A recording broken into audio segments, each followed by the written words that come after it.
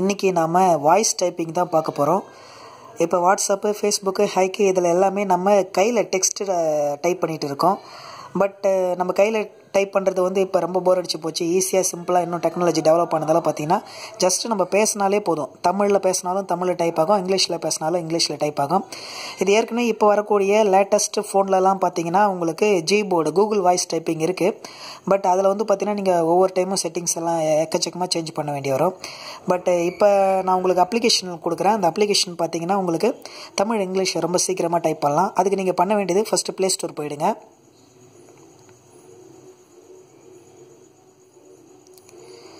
Play store open பண்ணோடனே நீங்கள் என்ன பண்ணுங்கன்னா மேலே சர்ச் ஆப்ஷனில் போயிட்டு தமிழ் வாய்ஸ் டைப்பிங் அப்படின்னு சொல்லிட்டு டைப் பண்ணுங்கள். டைப் பண்ணி என்ட்ரு கொடுங்க.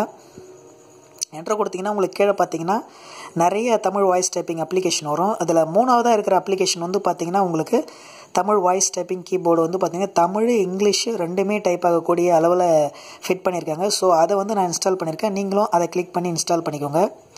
இன்ஸ்டால் பண்ணி முடிச்சோன்னே நீங்கள் என்ன பண்ணணும், அதை ஓப்பன் பண்ணி அந்த அப்ளிகேஷன் கேட்கக்கூடிய அக்சஸ் அதை கொடுத்துருங்க. தமிழ் கீபோர்டு நேராக அக்சஸ் கொடுத்துருங்க. அதை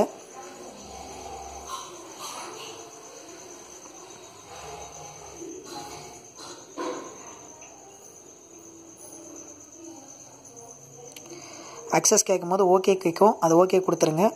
ஓகே கொடுத்தீங்கன்னா முடிஞ்சு போச்சு. இப்போ நீங்கள் வெளியே வந்துடுங்க. வெளியே வந்துட்டு நீங்கள் டைப் பண்ணணும்னு நினைக்கிற எதில் வேணாலும், இப்போ உதாரணத்துக்கு வாட்ஸ்அப் போகிறீங்கன்னு வச்சுங்களேன். வாட்ஸ்அப்போ, ஹைக்கோ, ஃபேஸ்புக்கோ எதில் வேணாலும் நீங்கள் போய்ட்டு டைப் பண்ணலாம். இப்போ உதாரணத்துக்கு நான் உங்களுக்கு டைப் பண்ணி காமிக்கிறேன்.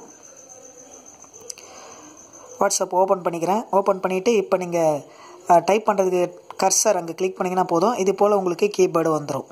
இப்போ இதில் பார்த்தீங்கன்னா ரைட் ஹேண்ட் சைடு மேலே பார்த்தீங்கன்னா ஒரு arrow mark, up and down arrow mark இருக்கும். அதில் இப்போ டிஏன்னு இருக்குது. கீழே கீபோர்டில் தமிழ் டெக்ஸ்ட் தான் இருக்குது. பக்கத்துலேயே ஒரு ஸ்பீக்கர் மாதிரி, மைக் மாதிரி ஒன்று இருக்குது பாருங்கள், ரிசீவர். அதை நீங்கள் கிளிக் பண்ணிங்கன்னா தமிழில் நீங்கள் பேசுகிறது அப்படியே டெக்ஸ்ட்டு வரும். இங்கிலீஷில் வேணுனாலும் நீங்கள் என்ன பண்ணலான்னா இந்த ஏரோ மார்க்கை நீங்கள் கிளிக் பண்ணிங்கன்னா போதும். கிளிக் பண்ணிங்கன்னா அது பாருங்கள் இஎன்னு மாறிடுச்சு. இப்போ நீங்கள் இங்கிலீஷில் பேசுனீங்கன்னா இங்கிலீஷும் வாய்ஸாக டைப் ஆகும். இப்போ முதல்ல தமிழ் எப்படி டைப் ஆகுதுன்னு காமிக்கிறேன் வாங்க. இப்போ அதே ஏரோ மார்க்கை நீங்கள் கிளிக் பண்ணுங்கள். கிளிக் பண்ணோன்னே இங்கிலீஷ் தமிழ்னு மாறுது. மறுபடியும் கிளிக் பண்ணுங்கள். தமிழ் மாறிடுச்சு. இப்போ நான் அந்த ஸ்பீக்கரை டச் பண்ணுறேன். டச் பண்ணிட்டு நான் பேசுகிறது உங்களுக்கு டைப் ஆகும் பாருங்கள். வணக்கம் நேயர்களே.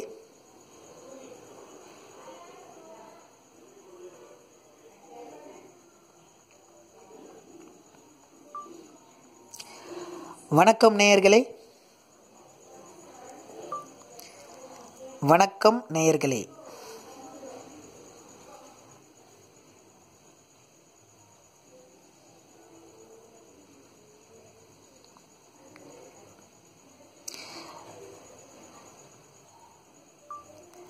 வணக்கம்.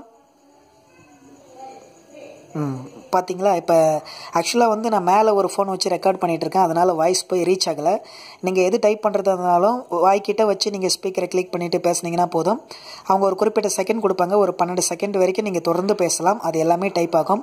இப்போ இங்கிலீஷ் வேணுன்னா நீங்கள் ஏரோ மார்க்கை ப்ரெஸ் பண்ணி இங்கிலீஷ் வந்ததுக்கப்புறம் நீங்கள் ஸ்பீக்கரை கிளிக் பண்ணிட்டு இங்கிலீஷில் பேசணும். நீங்கள் இங்கிலீஷில் பேசும்போது ஒரே ஒரு பிரச்சனை இருக்கும். அது என்னென்னா உங்களுடைய ஸ்லாங் தப்பாக, நீங்கள் ப்ரொனவுன்ஸ் பண்ணுறது தப்பாக இருந்துச்சுன்னா அங்கே வராது.